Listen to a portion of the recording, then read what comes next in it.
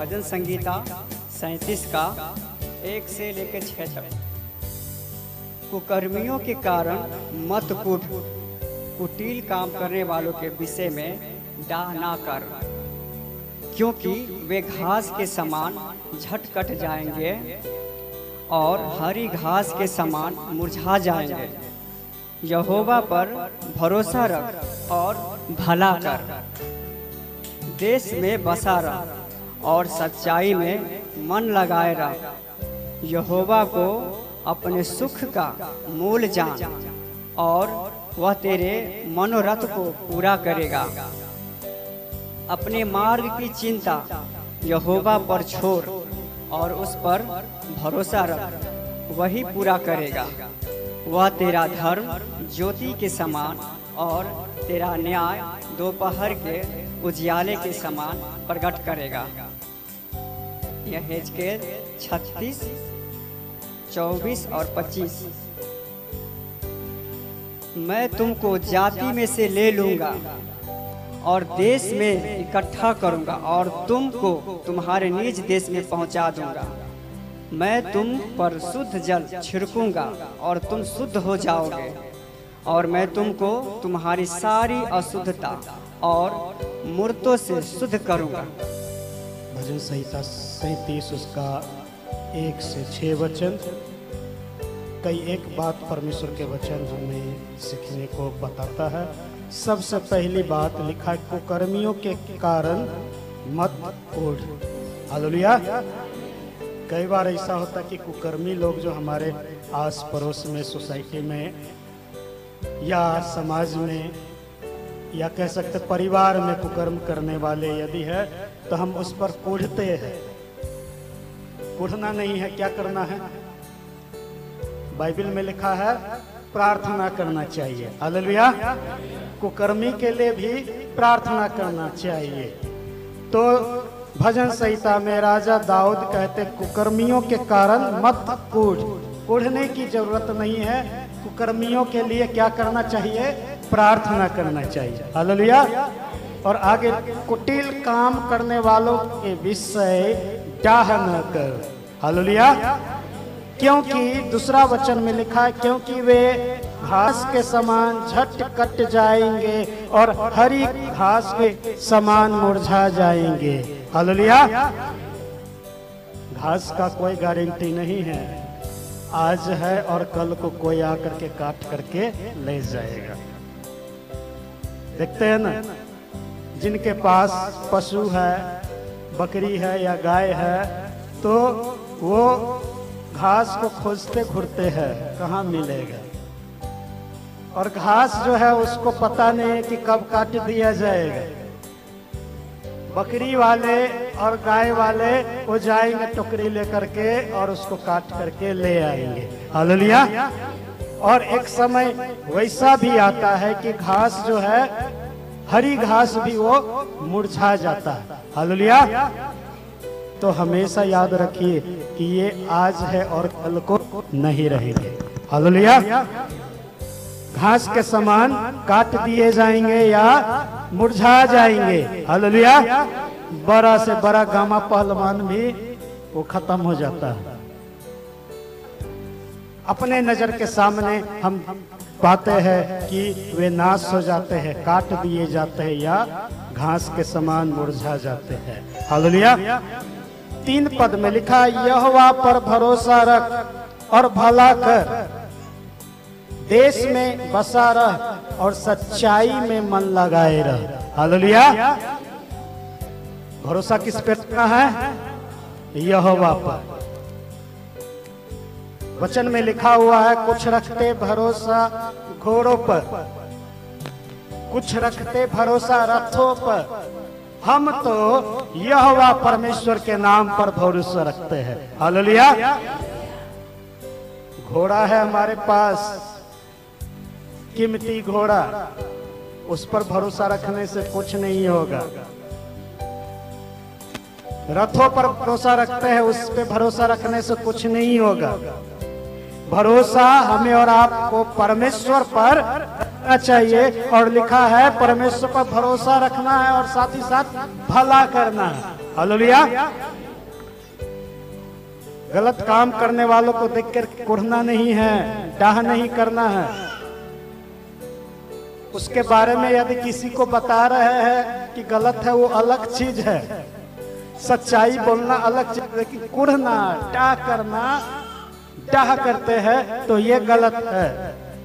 अगर हम डाह करते हैं उस पर, तो परमेश्वर का आशीष नहीं मिलेगा। डाह को छोड़ करके परमेश्वर पर भरोसा रखते हुए, भला करते हुए आगे बढ़ने की जरूरत है। हालेलुया। भला करते हुए आगे बढ़ने की जरूरत है। भला करते हुए अपने देश में रहने की जरूरत है। आपके साथ कितनों बुराई करे, लिखा है भला कर देश में बसा रह। हालेलुया। भला करते हुए देश में बसे रहिए। देश में बुराई करने की जरूरत नहीं है। आगे लिखा है और सच्चाई में मन लगाए रह। झूठ में मन नहीं लगाना है। किस में मन लगाना है? सच्चाई में। हालेलुया। और सच्चाई क्या है? कौन है सच्चाई? प्रभु यीशु मसीह। हालेलुया। यूहन्ना 14 उसका 6 वचन में प्रभु यीशु मसीह बोलते, मार्ग, सच्चाई और जीवन मैं ही हूँ। मार्ग भी यीशु है और सच्चाई भी प्रभु यीशु मसीह है। उसमें मन लगाना है। आगे देखिए 4 पद में लिखा, यहोवा को अपने सुख का मूल जान और वह तेरे मनोरथ को पूरा करेगा। हालेलुया। आपके सुखों का मूल यहोवा परमेश्वर है। आपके सुखों का मूल प्रभु यीशु मसीह जो परमेश्वर है वो है। हालेलुया। अब सुख का मूल परमेश्वर है तो दुख का मूल कौन है? शैतान। मूल मतलब स्रोत। मूल का मतलब स्रोत। सुख का स्रोत परमेश्वर है, दुख का स्रोत शैतान है। क्योंकि शैतान के विषय में प्रभु यीशु मसीह ने यूहन्ना 10 का 10 वचन में क्या बोला? चोर किसी और काम करने के लिए नहीं, वरन चोरी करने, नाश करने और हाथ करने के लिए आता है। हालेलुया। तो दुख का मूल यानी दुख का स्रोत है, जिसके विषय में प्रभु यीशु मसीह ने बता दिया। सुख का मूल परमेश्वर है, उसमें मन लगाए रहिए। और 5वें पद के अनुसार, 5वें पद में लिखा हुआ है, अपने मार्ग की चिंता यहोवा पर छोड़ और उस पर भरोसा रख, वही पूरा करेगा। हालेलुया। अपनी मार्ग की चिंता किस पे रखना है? परमेश्वर पर। अपनी मार्ग की चिंता परमेश्वर पर रखना है, उस पर भरोसा करना है। चिंता नहीं करना है कि हम पहुंच पाएंगे कि नहीं पहुंच पाएंगे। हालेलुया। जो काम करने के लिए आगे बढ़ रहे हैं, चिंता मत करिए। इस बात की चिंता मत करिए कि हम उस काम को पूरा कर पाएंगे कि नहीं। आपको करना क्या है? अपनी चिंता को परमेश्वर के हाथ में समर्पित कर देना है। जब परमेश्वर को अपनी चिंता दे देंगे, अपने उस काम को दे देंगे, तो वही उस काम को पूरा करेगा। हालेलुया। आगे 6 पद में लिखा है, वह तेरा धर्म ज्योति के समान और तेरा न्याय दोपहर के उजाले के समान प्रकट करेगा। हालेलुया। परमेश्वर में मन लगाए रहना, ये क्या है? धर्म का काम है। हालेलुया। अगर ऐसा काम करेंगे तो 6 वचन में लिखा है, वह तेरा धर्म ज्योति के समान और तेरा न्याय दोपहर के उजाले के समान प्रकट करेगा। हालेलुया। हमारा धर्म का काम जो है वो लोगों के समक्ष दिखाई देगा और लोग हमें देख करके दोपहर के समान उजाला में चमकता हुआ, हमारे कितनों बड़ा अधर्म क्यों न हम पर लादा गया हो, कोई भी हम पर जो है अत्याचार क्यों न किया गया हो या आरोप लगाया गया हो, वो दोपहर के उजाले के समान उसे प्रकट किया जाएगा। हालेलुया। यदि प्रभु में बने रहेंगे तो प्रभु आपके साथ क्या करेगा? आपका न्याय चुकाएगा, आपको अंधकार में रहने नहीं देगा, अंधकार आप पर हावी नहीं होगा, दिन के उजाले के समान लोगों के समक्ष में दिखाई देगा आप कितने सच्चे हैं। हालेलुया। यदि प्रभु में बने रहेंगे तो और क्या मिलेगा? यहेजकेल की पुस्तक 36 अध्याय 24 और 25 वचन में परमेश्वर कहता है, मैं तुमको जातियों में से ले लूंगा और देशों में से इकट्ठा करूंगा। हालेलुया। जातियों में से क्या करेंगे? ले लेंगे। पृथ्वी पर ढेर सारे जातियां और नई नई जातियां तो और पैदा भी हो रहे हैं। ढेर सारे जातियां हैं और नई नई जातियां हर क्षेत्र में जाइए, अलग अलग। कई एक क्षेत्र में जाइएगा तो आप सुने भी नहीं होंगे उस जाति के बारे में। पृथ्वी पर कह सकते हैं अनगिनत जातियां, हालेलुया, गिनती नहीं है। क्योंकि आप जाएंगे जहां आपका पहुंच नहीं है, बहुतों का पहुंच नहीं है, मालूम चलेगा कुछ नया जाति है। यहाँ जंगल में जाएंगे, जंगली लोगों का भी ढेर सारा जाति होते हैं। हालेलुया। लिखा, मैं तुमको जातियों में से ले लूंगा। जातियों में से लेकर क्या करेंगे? एक जगह एक जाति बना देंगे। हालेलुया। परमेश्वर केवल एक ही जाति बनाया, इंसान है लोग, और इंसान को इंसान समझ करके इंसान जैसे उसके साथ बर्ताव करना चाहिए। अलग अलग जातियों में से भी यदि हम परमेश्वर में बने रहते हैं तो हमें परमेश्वर ले लेगा, अलग करेगा और एक जाति बना देगा। हालेलुया। एक जाति बना देगा, क्योंकि परमेश्वर एक ही जाति बनाए, इंसान। हालेलुया। और इंसान में दो ग्रुप है, नर है और नारी है। दूसरे शब्द में कह सकते हैं इंसान में दो ही जाति पाया जाता है, नर और नारी। लेकिन नर और नारी दोनों को क्या बोला गया? इंसान। हालेलुया। नर और नारी सबको जो प्रभु के करीब आते हैं उन्हें एक जगह इकट्ठा करते हैं। कोई ब्राह्मण नहीं, क्षत्रिय नहीं, शूद्र नहीं, वैश्य नहीं। यहाँ सब लोग अलग अलग जाति के लोग एक ही दरी पर बैठते हैं। एक ही चीज जो यहाँ मिलता है वो सब ग्रहण करते हैं। हालेलुया। कोई ऊंचा नहीं, कोई नीचा नहीं। बहुत वैसे भी है, कौन से जाति से है पता भी नहीं है, और कोई पूछते भी नहीं है कौन से जाति से है। हालेलुया।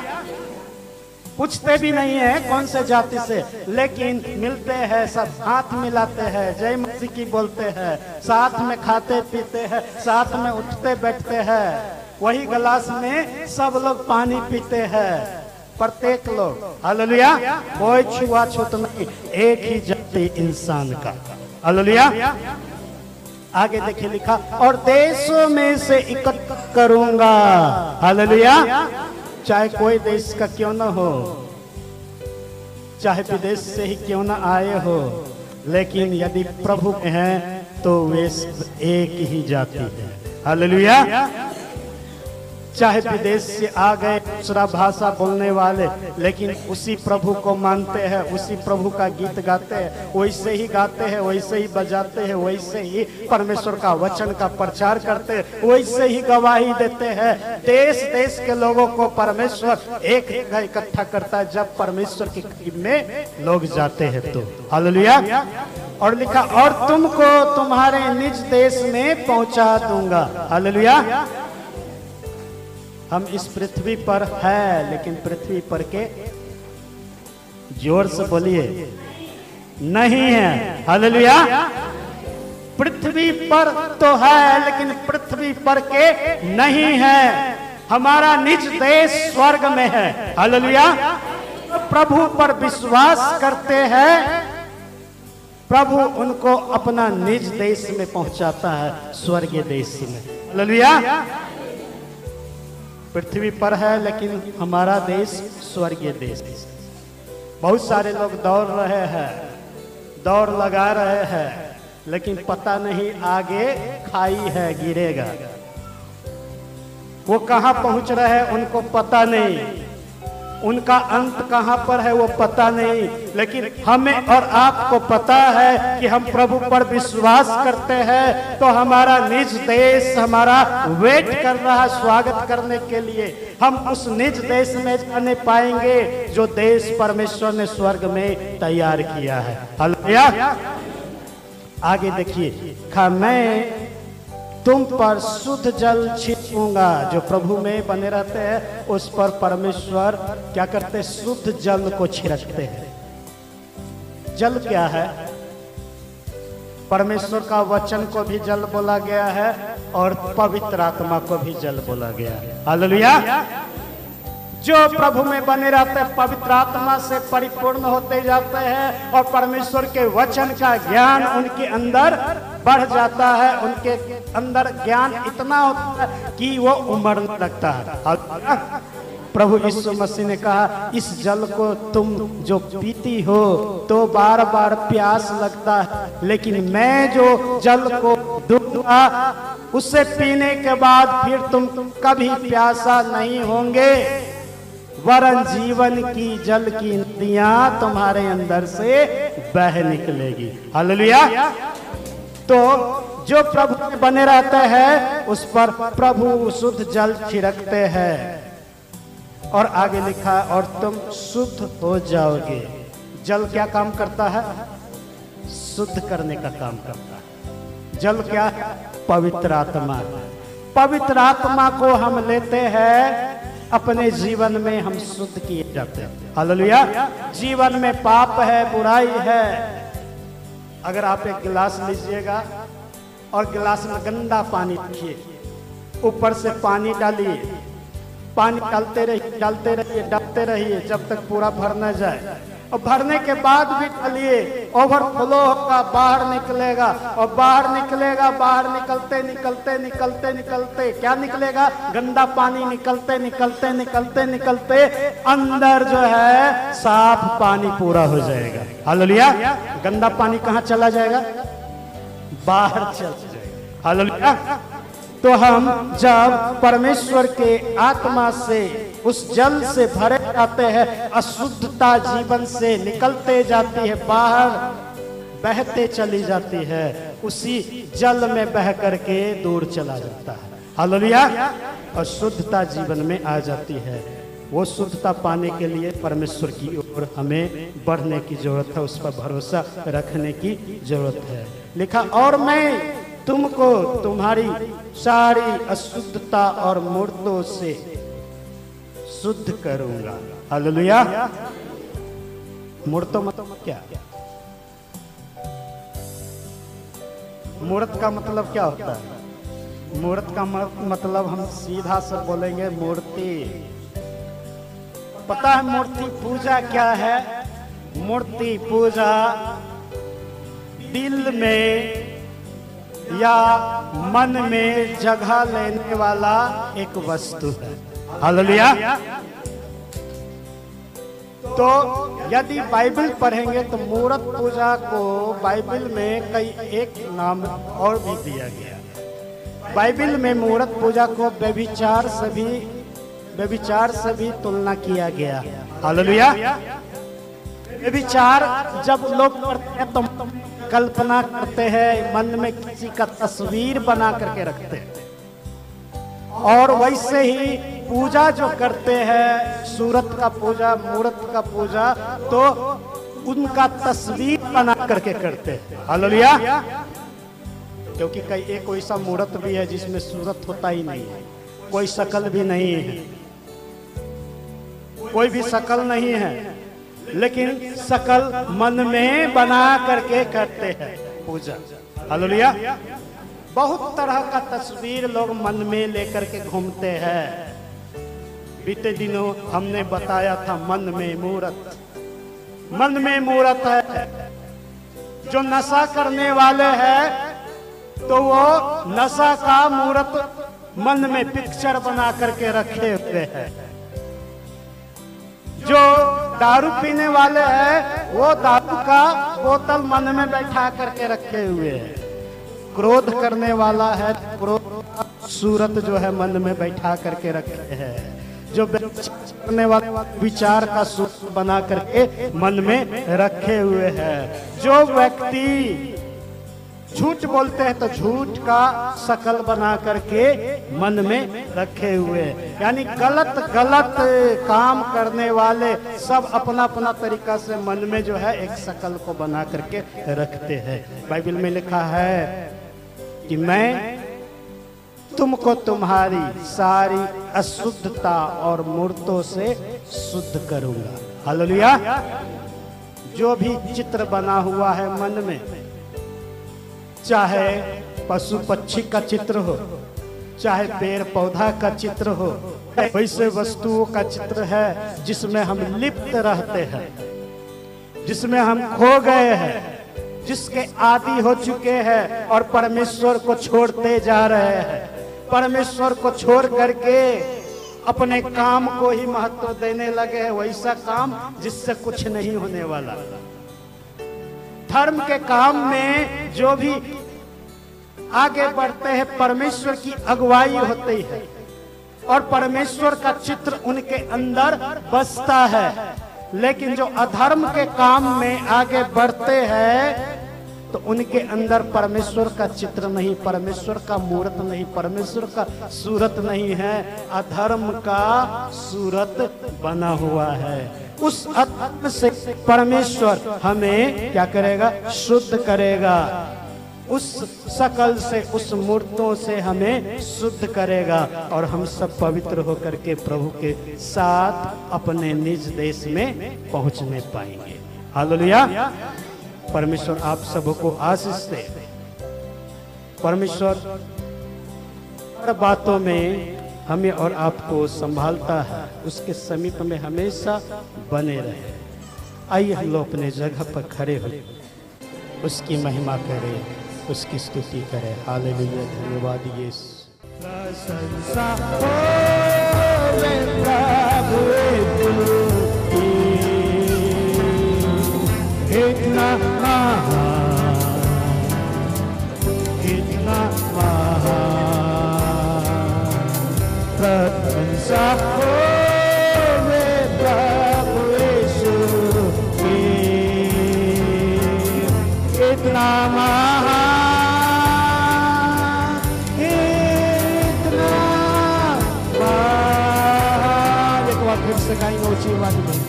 प्रशंसा होवे प्रभु यीशु की, इतना महान, इतना महान। प्रशंसा